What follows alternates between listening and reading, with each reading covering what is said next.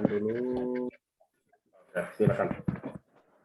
Ya, keluar lihat dari Zoom yang di laptop dulu.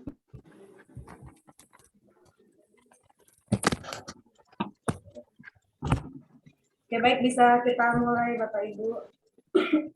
Oke.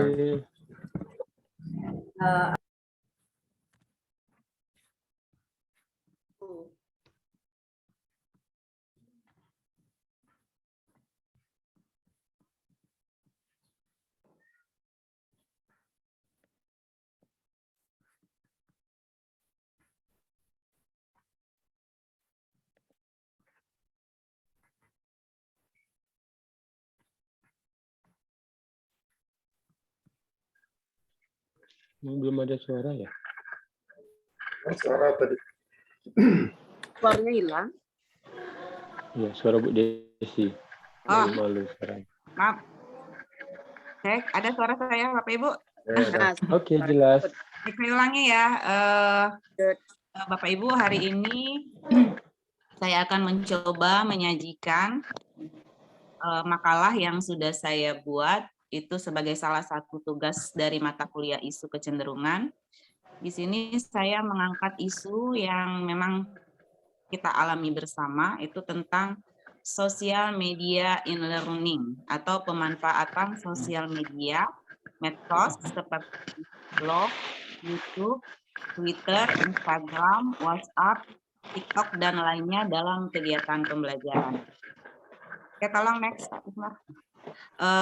Adapun latar belakang masalah mengapa saya mengangkat isu ini adalah yang pertama itu media sosial dalam dunia pendidikan itu merupakan proses penggunaan media dalam sistem dan metode belajar mengajar yang mengutamakan sebuah interaksi sosial di dalamnya.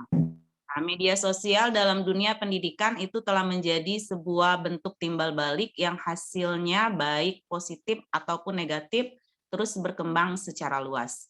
Nah, jadi berdasarkan latar belakang masalah itu, saya mengangkat isu ini, di mana yang saat ini karena situasi pandemi yang baru kita lewati ya, dan masih dalam tahap itu juga, penggunaan media sosial dalam pembelajaran itu sangat bermanfaat sekali. Baik, next Pak Prismar. Nah, adapun perumusan masalahnya itu bagaimana penggunaan media sosial dalam kegiatan pembelajaran dan apa dampak positif serta negatif dalam menggunakan media sosial. Nah, seperti kita ketahui bersama, dengan adanya media sosial ini tentu saja menimbulkan banyak dampak. Ada itu dampak positif dan juga ada dampak negatif. Nah, apa saja nanti dampak positif dan dampak negatif yang ditimbulkan oleh media sosial dalam kegiatan pembelajaran, nanti kita akan bahas bersama. Next, Pak Prismar. Nah, tujuan makalah ini dibuat adalah yang pertama, untuk memenuhi salah satu tugas mata kuliah isu kecenderungan dalam teknologi pendidikan.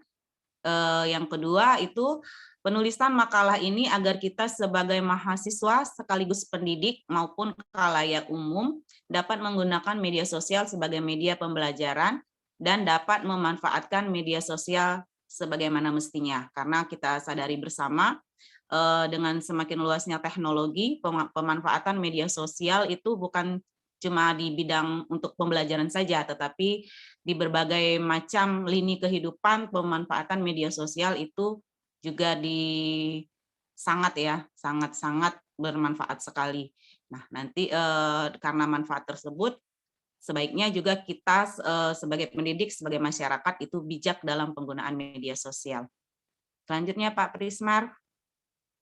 Nah, pembahasan ini media sosial dalam dunia pendidikan, kita lingkupnya agak lebih spesifik ya Bapak Ibu, kita persempit ruang lingkupnya, di mana pembahasan media sosial kali ini itu di dalam dunia kita atau dunia pendidikan. Nah, media sosial dalam dunia pendidikan itu penggunaan media sosial dalam kegiatan pembelajaran. Adapun pemanfaatan media sosial yang akan kita bahas kali ini meliputi World Wide Web atau WWW ya, atau www gitu. Kadang kalau diplesetkan itu sama kita jadi www gombel gitu. Baik, yang kedua itu penggunaan blog, yang ketiga Facebook, yang keempat Twitter, yang kelima YouTube, yang keenam Instagram. Lalu Pak Tris. Nah, oke, baik. Mohon maaf, kembali ke slide sebelumnya dulu Pak Prismar.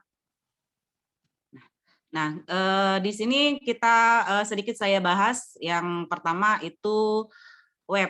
Nah, penggunaan web ini memang untuk pembelajaran khususnya di sekolah dasar ya, itu kurang banyak diminati oleh pendidiknya atau gurunya.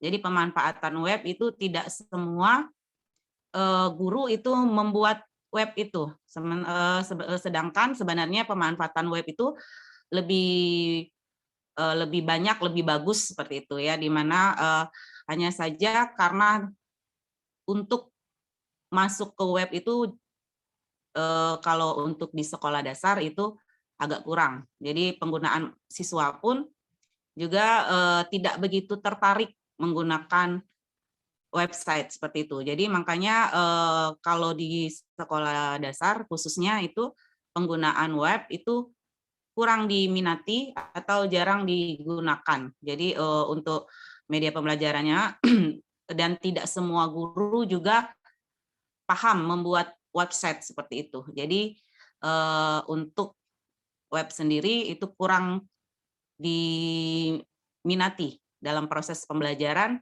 khususnya di sekolah dasar yang saya ampuh. Nah, lalu yang kedua itu blog.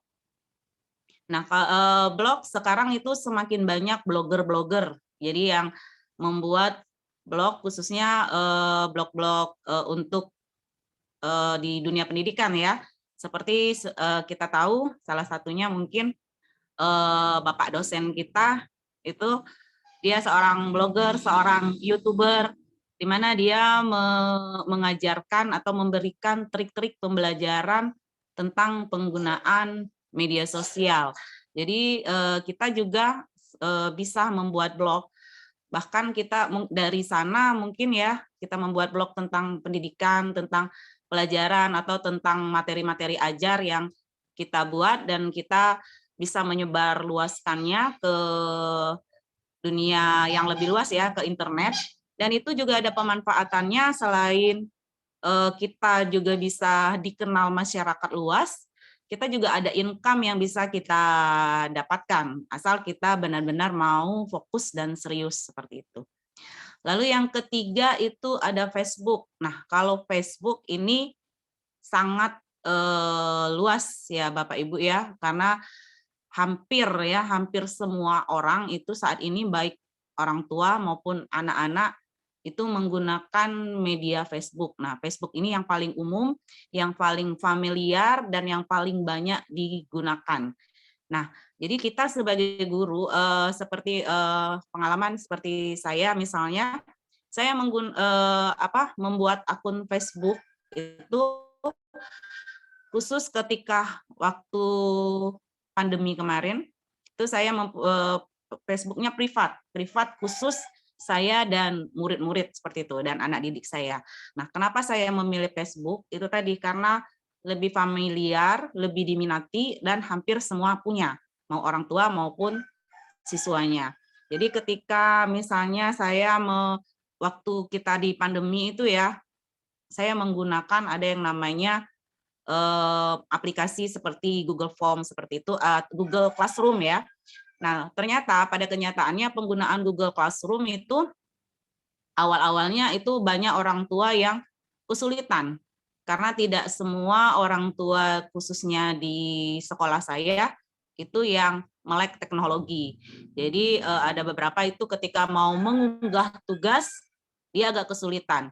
Sementara kalau saya menggunakan hanya mengandalkan WhatsApp ya, WhatsApp itu yang menjadi kendala itu di handphone saya tentunya dengan jumlah siswa yang sekian banyak, sementara mengumpulkan tugasnya melalui WA grup itu tentu handphone saya mungkin agak kesulitan seperti itu. Nah, itu makanya kemarin saya membuat Facebook privat itu khusus saya dengan siswa-siswa. Jadi nanti di sana saya memberikan tugas, anak mengupload tugas di Facebook privat tersebut.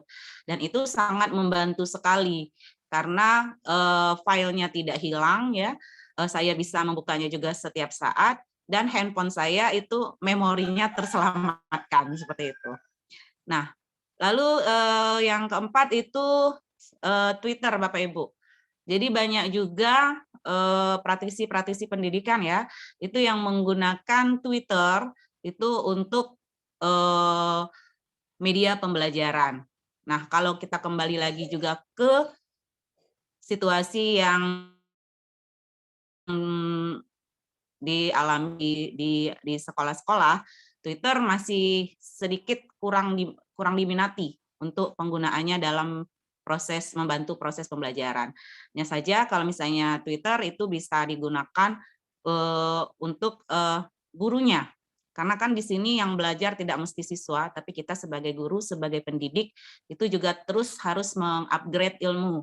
Nah, dari mana kita bisa mendapatkannya? Itu bisa juga dari misalnya Twitter. Twitter ini kan berita-berita yang menjadi sesuatu yang begitu cepat menjadi trending topik seperti itu. Jadi ada berita apa ketika di Twitter itu akan cepat terblow up seperti itu.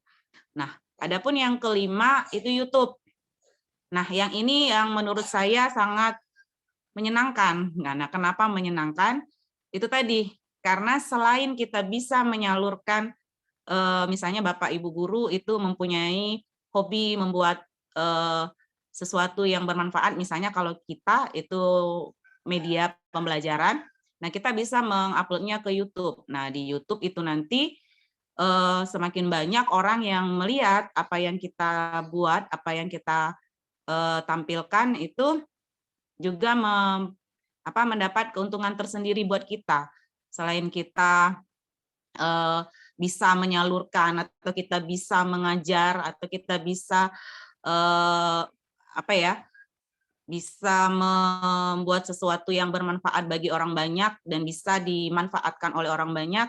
Nah, itu bisa kita menggunakan channel YouTube. Nah, seperti sekarang sangat banyak sekali YouTuber ya yang memang penghasilannya itu hanya dari membuat konten.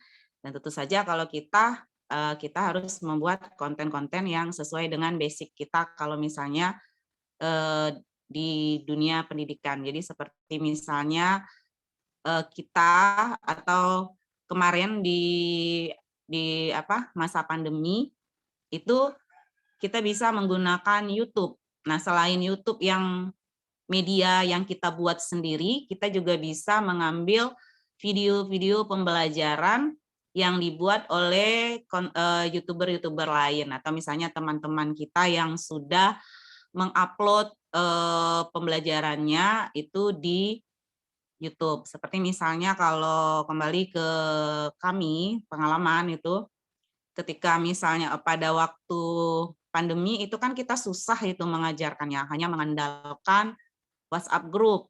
Nah, terkadang itu kita membuat video sendiri, membuat video tentu saja dengan keterbatasan. Jadi artinya terkadang ketika kita ingin anak kita itu lebih maksimal memperoleh pembelajarannya pada hari itu, kita bisa mengambil dari YouTube. Kita sesuaikan saja dengan tema atau materi kita pada hari itu. Nah, dengan video-video pembelajaran yang ada di YouTube tentu saja anak-anak juga menjadi lebih tertarik untuk belajar, lebih paham karena melihat videonya. Kadang kalau kita hanya menggunakan chattingan atau kata-kata itu anak-anak kan apalagi usia SD itu abstrak, mereka nggak bisa berpikir abstrak, belum bisa ya. Jadi dia mau sesuatu itu yang nyata, yang terlihat oleh mereka. Nah, jadi dengan ada bantuan video-video pembelajaran yang ada di YouTube itu bisa kita gunakan. Nah, lalu juga yang keenam itu ada Instagram. Nah, seperti halnya juga Facebook dan media-media sosial lainnya itu penggunaan Instagram juga lebih banyak digunakan ya oleh orang-orang tua siswa dan juga siswa. Sekarang seperti kita lihat itu banyak siswa-siswa yang sudah mempunyai akun Instagram. Nah, jadi kita juga bisa memanfaatkan Instagram kita itu untuk sebagai salah satu media pembelajaran seperti itu. Lanjut Pak Prismar. Nah, penutup. Nah, jadi kesimpulan dari apa yang sudah saya sampaikan tadi itu Bapak Ibu. Nah, suatu pembelajaran yang unggul adalah pembelajaran yang mengutamakan hasil dan memberi peluang yang tinggi bagi guru dan peserta didik untuk aktif, inovatif, dan pemanfaatan sumber belajar yang banyak dan bagus. Nah, jadi artinya dengan semakin banyaknya sumber belajar dan dengan semakin inovatif serta kreatifnya seorang guru atau pendidik, tentu diharapkan nanti pembelajaran itu berjalan dengan maksimal dan akan menciptakan peserta-peserta didik yang juga inovatif dan kreatif. Nah, akhirnya media dan bahan ajar sebagai bagian dari sumber belajar, media itu harus dipilih atau diseleksi dan dikembangkan secara maksimal untuk membantu peserta didik mencapai tujuan belajarnya. Seperti tadi penggunaan media-media sosial yang bisa kita manfaatkan untuk membantu peserta didik kita mencapai tujuan belajar tersebut. Nah, alangkah minimnya pengalaman belajar peserta didik bila mereka hanya memperoleh informasi dari sumber belajar yang terbatas. Nah, seperti kita ketahui sebelum menyebarnya penggunaan media sosial, tentu saja informasi yang diperoleh atau sumber belajar yang diperoleh oleh peserta didik itu hanya berpusat pada gurunya. Jadi mereka akan kurang luas memperoleh informasi tentang pembelajaran-pembelajaran yang sebenarnya itu sangat banyak, sangat bisa menginovasi mereka, bisa meningkatkan kreativitas mereka dengan adanya informasi-informasi dari sumber-sumber yang lebih banyak lagi. Nah, mungkin itu Bapak Ibu yang bisa saya sampaikan. Apabila ada yang ingin ditanyakan atau yang perlu kita diskusikan, saya persilakan.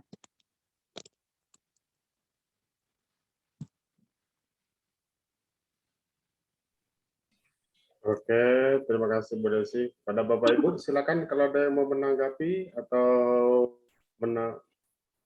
memberikan saran, silakan. Bu Desi, boleh? Ya, silakan Bu Emma. Ya, jadi topik Bu Desi ini, apalagi untuk pandemi ini, itu sangat menarik sekali ya, karena memang dianjurkan dari pemerintah itu kita memang menggunakan media sosial atau dengan lain dengan menggunakan sistem daring gitu kan. Iya, betul sekali. Nah, sampai sekarang juga itu masih ada beberapa sekolah juga masih memanfaatkan mungkin 50%-nya itu daring. Karena masih ada pembagian di kelas 50% tatap muka, 50% daring. Nah, daring ya. Luring. Ya, luring ya.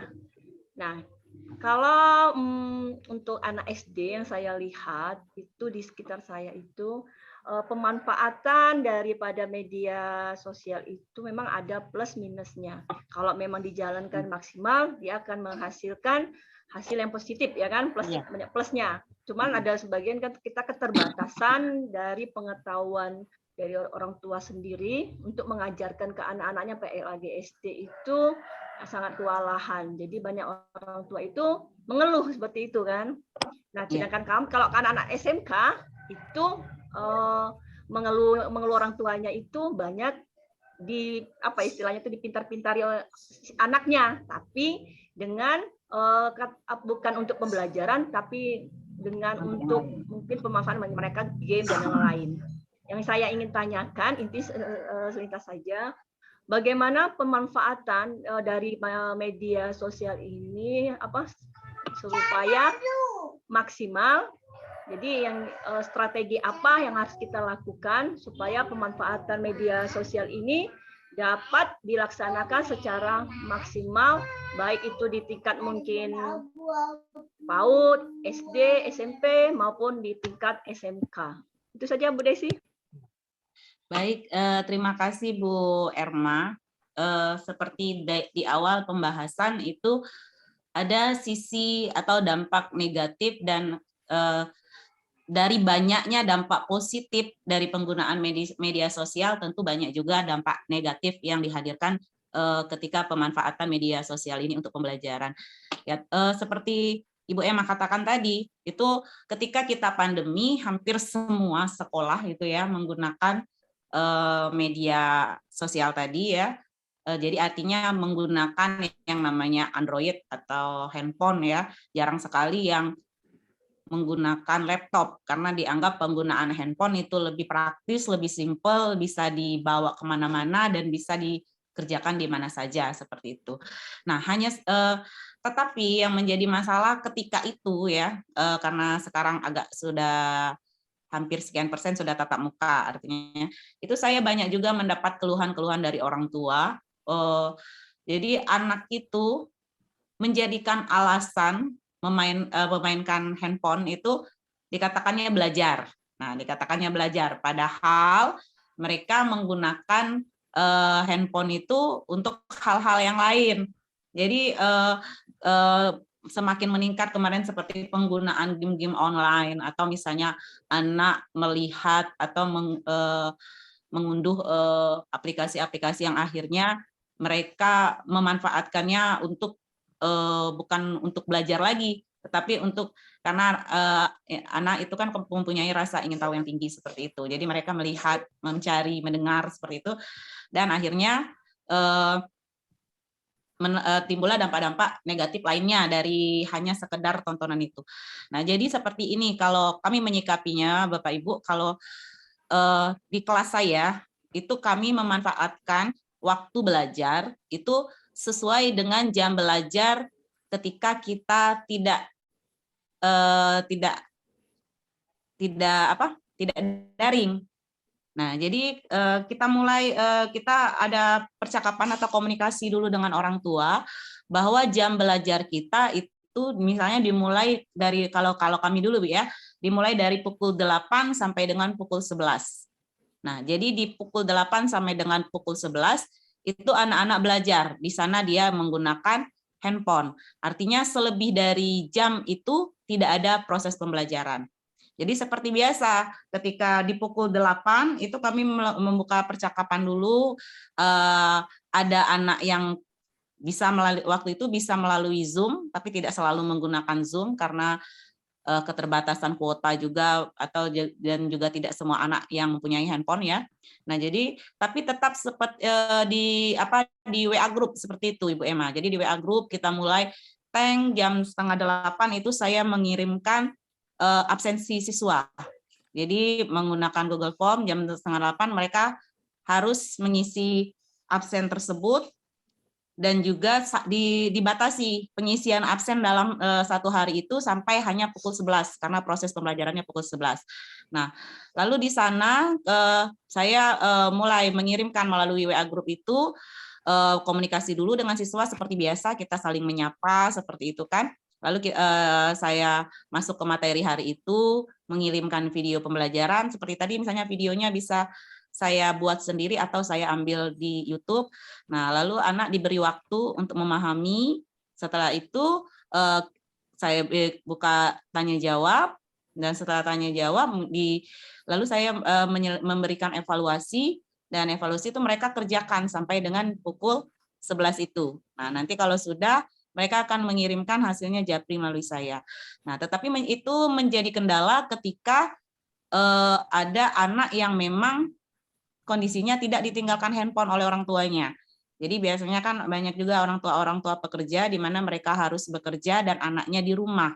Nah, yang ketika terjadi masalah seperti itu solusinya saya memberikan waktu khusus anak-anak yang ini tadi yang orang tuanya tadi baru memberikan handphone kepada anaknya ketika dia pulang kerja, maka itu mulai dari jam 4.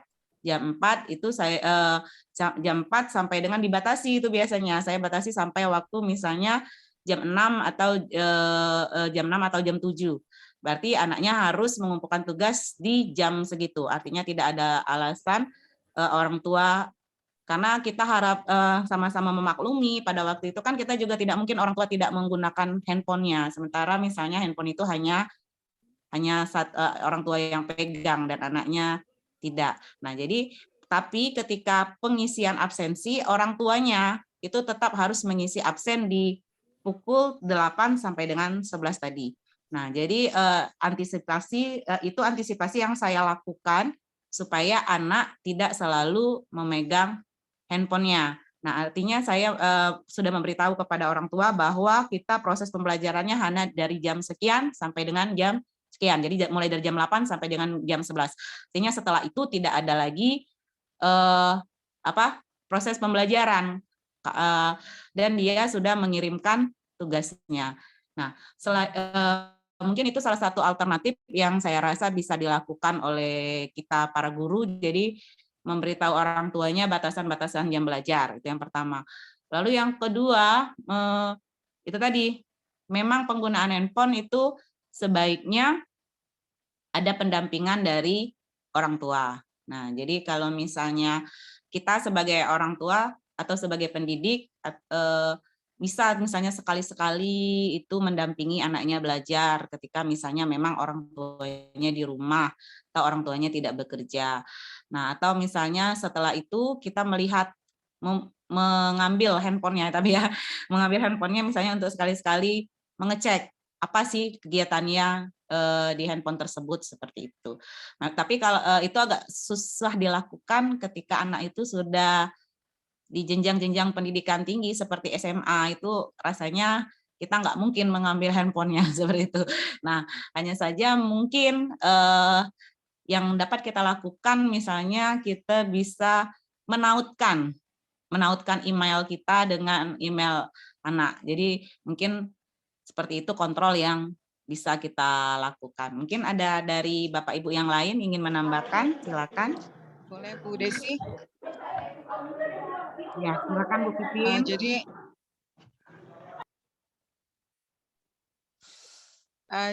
salah satu alternatif yang menurut saya juga ini untuk anak-anak yang Android-nya itu dia punya sendiri, itu bisa kita lakukan sosialisasi kepada orang tua atau kita share.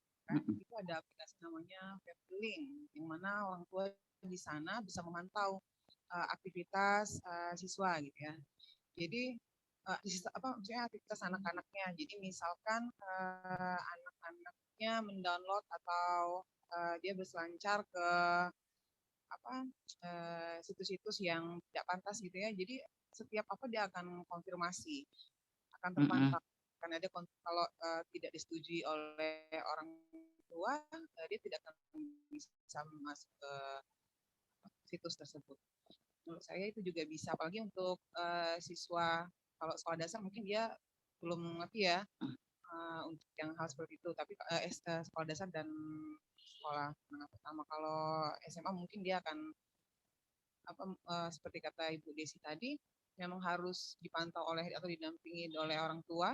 Karena apa? Karena kalau misalkan SD dan SMP itu kan mereka masih terbatas untuk misalnya seperti sekarang ini kan yang kita ketahui banyak bisa diretas atau bisa dihack. Jadi misalkan di aplikasi orang tua sudah seperti yang saya sampaikan tadi, ada namanya aplikasi Family itu yang bisa dipantau oleh orang tua.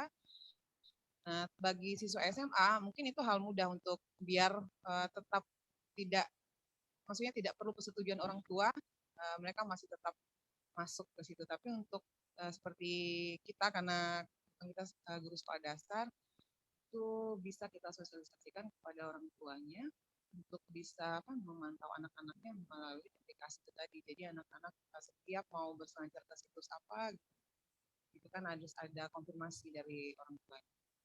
Aja Bu Desi. Terima kasih. Ya, baik. Ya, terima kasih Bu Pipin. Nah ya, mungkin itu salah satu Ibu Hema ya yang bisa kita lakukan untuk mencegah anak-anak kita itu melihat situs-situs atau masuk ke situs-situs yang belum saatnya mereka ketahui. Mungkin seperti itu yang bisa dilakukan oleh kita sebagai orang tua. Bagaimana Ibu Hema? Apa sudah cukup bisa diterima? Oke. Oke, silakan yang lain. Memang ketawa saja. Tawanya manis itu.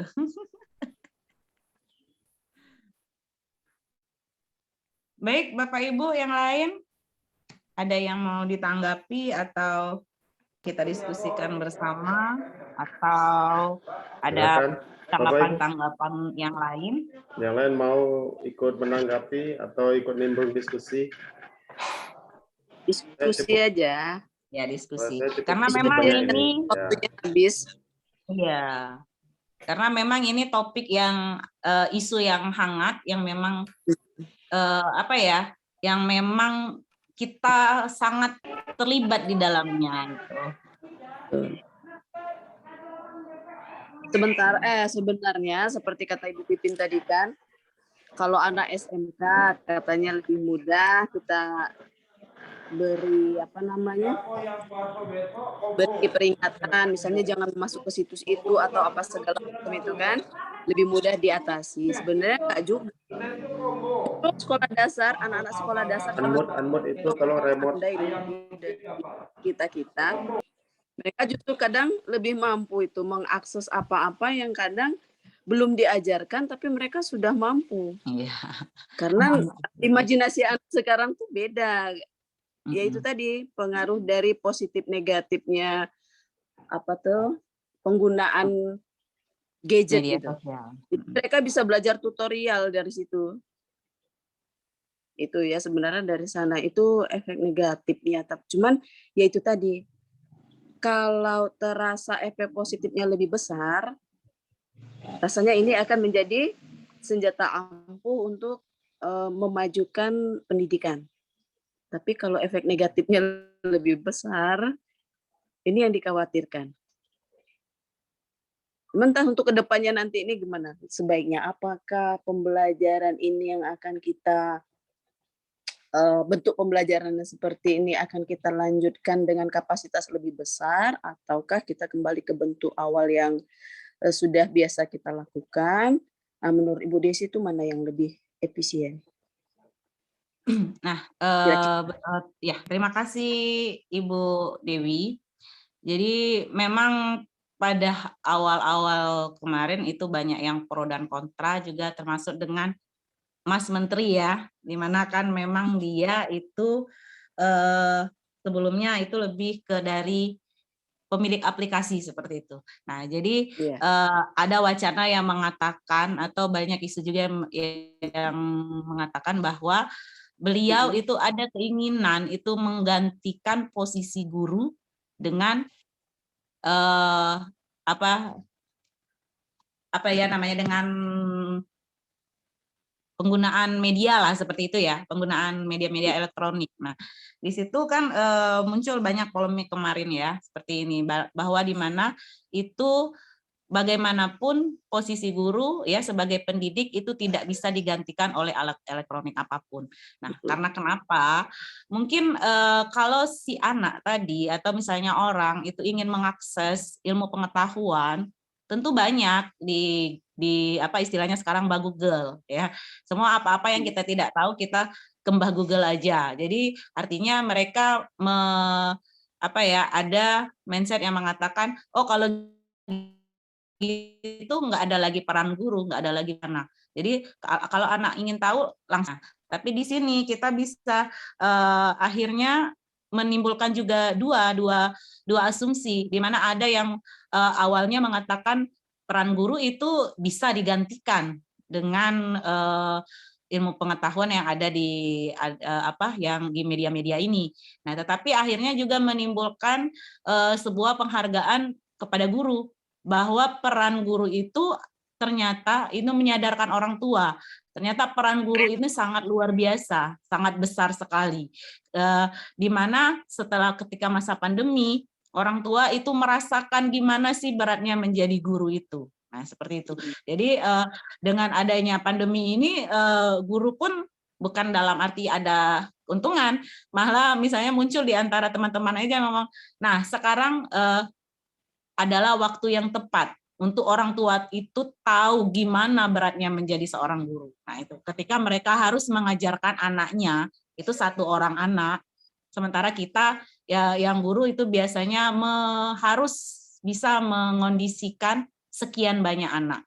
Dan kita bisa lakukan itu, ternyata orang tua yang hanya menghadapi anaknya sendiri merasa kesulitan. Itu akhirnya muncullah curhatan-curhatan yang kita terima kan dari orang tua yang mengatakan, oh ternyata Bu berat sekali menjadi guru atau ini. Nah di sini kita sebagai guru mendapatkan penghargaan, artinya tanpa mereka sadari mereka mengakui bahwa tugas guru itu demikian beratnya, seperti itu. Nah, jadi ada juga keuntungan dari yang kita peroleh dari sana, dari beberapa. Tetapi ketika akhirnya mereka menyadari itu, kita merasa ya alhamdulillah. Jadi guru akan lebih dihargai ketika mereka tahu betapa beratnya tugas kita, seperti itu. Nah, ada juga seperti kemarin itu bahwa kita bisa mengetahui seperti kata saya tadi bahwa ilmu pengetahuan itu bisa didapatkan di mana saja, tetapi perlu juga dipahami bahwa peran guru itu tidak bisa digantikan oleh teknologi. Kenapa? Karena ketika melakukan proses pembelajaran itu ada yang namanya kita beda mengajar dengan mendidik. Nah, di mana kalau kita mendidik itu akan ada sentuhan-sentuhan fisik, akan ada penguatan yang kita berikan kepada siswa, dan itu akan menimbulkan motivasi bagi dalam diri siswa itu untuk lebih semangat belajar lagi. Kalau mereka belajar di Google atau mereka belajar di melalui YouTube dan sebagainya, itu mereka tidak dapatkan itu. Tidak ada yang namanya sentuhan-sentuhan fisik, tidak ada penguatan bahwa yang dikatakan, oh iya nak kamu hebat, atau misalnya iya bagus sekali, seperti itu. Jadi mereka interaksinya hanya satu arah seperti itu, dan itu juga lama-lama membuat anak-anak itu menjadi bosan. Berbeda ketika dia belajar di kelas, artinya ada interaksi langsung, ada interaksi dua arah antara siswa dengan gurunya, dengan teman-temannya. Jadi di mana tentu saja pengalaman dan pengetahuan yang mereka peroleh itu tentu saja lebih banyak dan lebih bagus itu ketika adanya tatap muka. Nah, mungkin seperti itu Ibu Dewi, atau ada dari teman-teman yang lain yang ingin menambahkan? Iya, betul sekali tuh Bu Desi. Jadi kan memang betul kalau dari media itu hanya bisa menyampaikan secara visual. Sementara untuk mendidik itu nggak cukup dengan visual. Pernah tuh dengar ada kalimat yang mengatakan kalau sesuatu yang disampaikan dengan hati itu akan sampai ke hati juga. Rasanya media nggak punya hati kan, nggak mungkin dia bisa menyampaikan itu kan. Ya, karena mendidik itu dari hati. Nah, saya rasa betul. Berarti kita sepakat bahwa untuk kedepannya dunia pendidikan itu tidak bisa kita serahkan ke sistem pembelajaran yang lebih cenderung lebih dominan daring. Berarti luring jauh lebih unggul. Oke, saya rasa menurut kita. Ya, gimana Pak Komti? Apa? Sudah jam 9 lewat. Nggak apa-apa. Pertanyaan Bu Emma itu sebetulnya pertanyaan yang bersifat general. Jadi dijawab pun sebetulnya tidak bisa secara parsial, tetap harus dijawab dengan secara general. Misalnya yang disampaikan oleh Bu Devi tadi soal batasan jam mengajar, kemudian padahal belajar itu kan tidak ada batasnya. Kalau jam formalnya dibatasi mungkin bisa, tapi kalau belajar itu tidak bisa dibatasi. Kemudian penggunaan handphone. Saya ingat dulu sekitar tahun 2005-2006, itu sebetulnya ada gerakan untuk memperbaiki sistem pendidikan. Kita memulai dari memperbaiki moral siswa. Dan sewaktu itu saya alhamdulillah ikut di situ bersama-sama kawan-kawan, rekan-rekan penggiat pendidikan. Kita merubah sistem pendidikan kita yang hanya satu arah, kita buat multi arah. Kemudian mulai membangun pendidikan itu dari akhlak.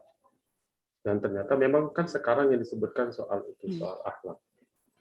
Nah, sekitar tahun 2020 itu terjadilah bencana dunia yang disebut dengan pandemi itu. Kita dipaksa untuk menggunakan teknologi. Guru yang tidak paham teknologi harus paham melek teknologi. Orang tua yang tidak kenal teknologi dipaksa untuk mengenal teknologi. Kemudian siswa pun dipaksa untuk ikut di dalam hingar-bingarnya teknologi tersebut. Yang kita sebut dengan pembelajaran jarak jauh atau daring itu tadi. Tapi mereka lupa bahwa apa yang kita mulai dengan memperbaiki akhlak itu sebetulnya belum sempurna. Sehingga bermuncullah permasalahan baru. Sebenarnya teknologi untuk media ini itu sudah lama. Barangkali Mark Zuckerberg itu membangun Facebook mulai menjadi tren itu sekitar tahun 2007, 2006, 2007. Saya ingat saya ikut pertama kali buka dulu, tapi belum sempurna. 2006, 2007 itu baru kelihatan. Sekarang Facebook itu sudah menjadi media besar. Dia sudah ikut menguasai Instagram, ikut menguasai Twitter. Kemudian matinya Yahoo Mail. Sehingga Microsoft pun di sana ketar-ketir dan makin memperkuat, ikut membangun sebuah media baru yang disebut dengan Google Classroom, ikut nimbrung di situ. Tetapi untuk ukuran kita, apalagi provinsi kita misalnya kan, itu masalah besar, jadi bencana. Akhirnya ada kebuntuan.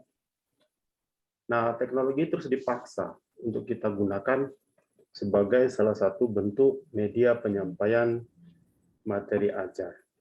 Guru-guru diminta untuk ikut melakukan improvisasi di sana. Dan berdampaklah siswa itu dia akan menemukan dunianya sendiri. Kalau saya memperhatikan, itu siswa menemukan dunianya sendiri. Itu yang dibilang sama Bu Dewi tadi. Bahwa mereka lebih tahu daripada kita. Karena memang bukan zaman kita. Mereka lebih dulu tahu, tapi sayangnya bukan untuk belajar, untuk browsing ya, berselancar di dunia maya.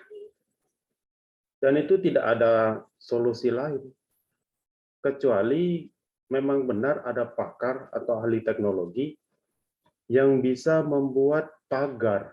Kalau sekolah itu punya pagar, punya batasan, maka sekolah harus menjadi pusat pembatasan materi. Nah, setiap kita guru masuk di sana, tertutuplah dengan pagar sekolah itu. Siswa juga masuk ke sana, juga terpagar dengan itu. Sehingga di situ kan ada screen, ada apa istilahnya?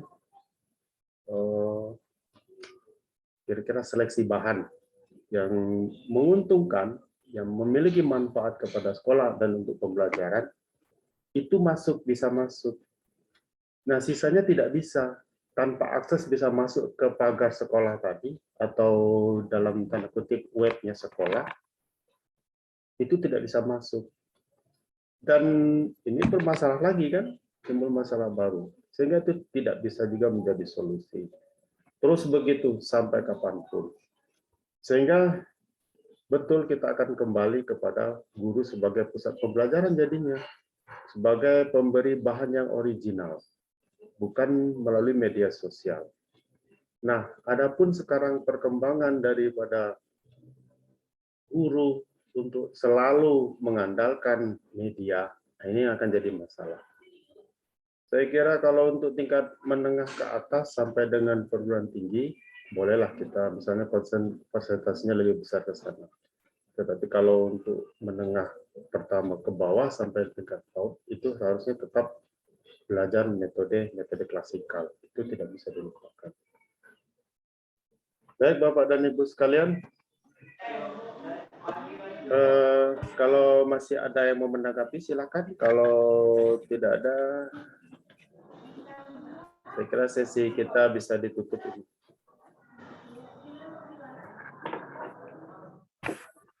Bu Desi sebagai pengisi, silakan mengambil kesimpulan.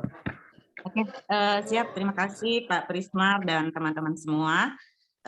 Di mana tadi saya sudah mempresentasikan makalah yang sudah saya susun, itu tentang pemanfaatan media sosial atau medsos di dalam proses pembelajaran. Adapun itu yang penggunaannya tentu saja berdampak positif, ada dampak positif dan juga ada dampak negatif yang ditimbulkan ketika kita menggunakan media sosial sebagai sarana atau proses pembelajaran kita.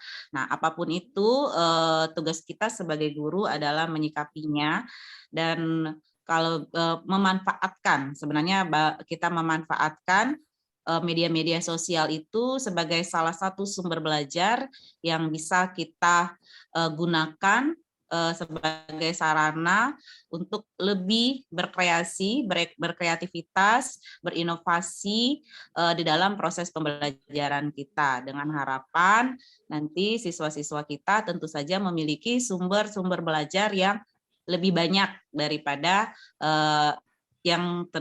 daripada yang sebelum-sebelumnya. Artinya dengan banyaknya sumber belajar yang mereka peroleh, itu tentu saja diharapkan dapat lebih memaksimalkan pengetahuan yang diperoleh juga oleh para peserta didik tersebut. Nah, mungkin itu saja yang dapat saya sampaikan. Bapak Ibu, saya akhiri. Wabillahi taufik walhidayah. Wassalamualaikum warahmatullahi wabarakatuh. Waalaikumsalam warahmatullahi wabarakatuh. Baik, Bapak Ibu, untuk penutupan sesi, Salam. kalau bisa semuanya tampil, oke. Lagi kuliah, iya. Oke. Baik, kita tutup sesi kita pada pagi hari ini. Alhamdulillah berjalan dengan lancar, cukup interaktif, memberikan media informasi terhangat tentang media sosial dalam dunia pendidikan. Pada Ibu penyaji dan rekan-rekan sekalian, dengan demikian saya tutup sesi ini. Dan semoga kita tetap selalu sehat, semangat, dan selesaikan tugas-tugas. Demikian. Semarang taruh di screenshot. Pak Semarang. Foto dulu, Pak.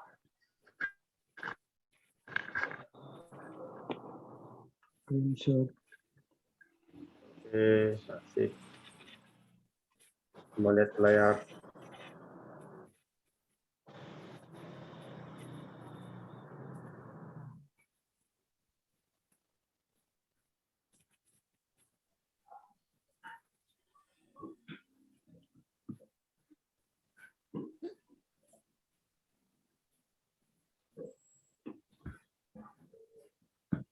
Sudah belum, Pak? Pak ya, ketahan nafas.